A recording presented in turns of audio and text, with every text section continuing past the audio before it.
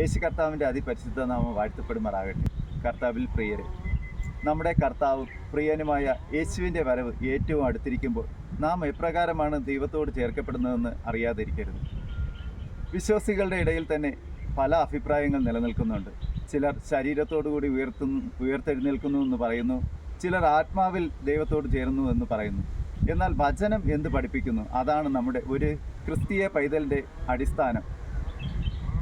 ലൂക്കോസ് എഴുതിയ സുവിശേഷം 24:37 മുതൽ നമ്മൾ വായിക്കുമ്പോൾ വചനം ഇപ്രകാരം പറയുന്നു. അതായത് സന്ദർഭം യേശു കർത്താവിനെ കുരിശിൽ തറയ്ക്കപ്പെട്ട് മരിച്ചടക്കപ്പെട്ട സമയത്ത് ശിഷ്യന്മാർ മാളിക മുറിയിൽ യഹൂദരെ ഭയന്നിരിക്കുമ്പോൾ യേശു കർത്താവ് അവരുടെ നടുവിൽ നിന്നുകൊണ്ട് നിങ്ങൾക്ക് സമാധാനം എന്ന് പറഞ്ഞു. അവർ ഞെട്ടി ഭയപ്പെട്ടു ഒരു ഭൂതത്തെ കാണുന്നു എന്ന് അവർക്ക് തോന്നി.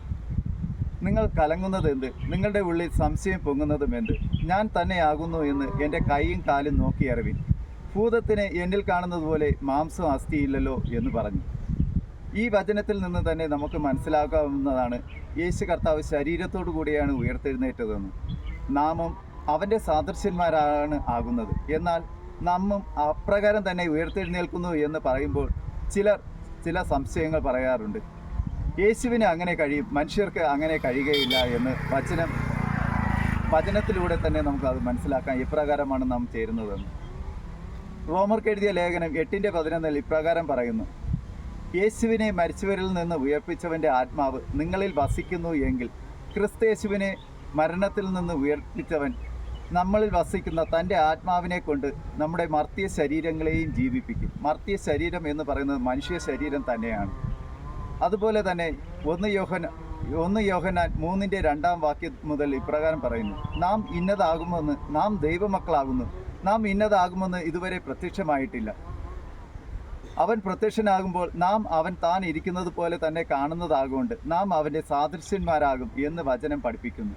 ഈ വചനങ്ങളിൽ നിന്ന് എല്ലാം തന്നെ നാമും ശരീരത്തോടു കൂടിയാണ് ഉയർത്തെഴുന്നേൽക്കുന്നത് എന്ന് മനസ്സിലാക്കാവുന്നതാണ്.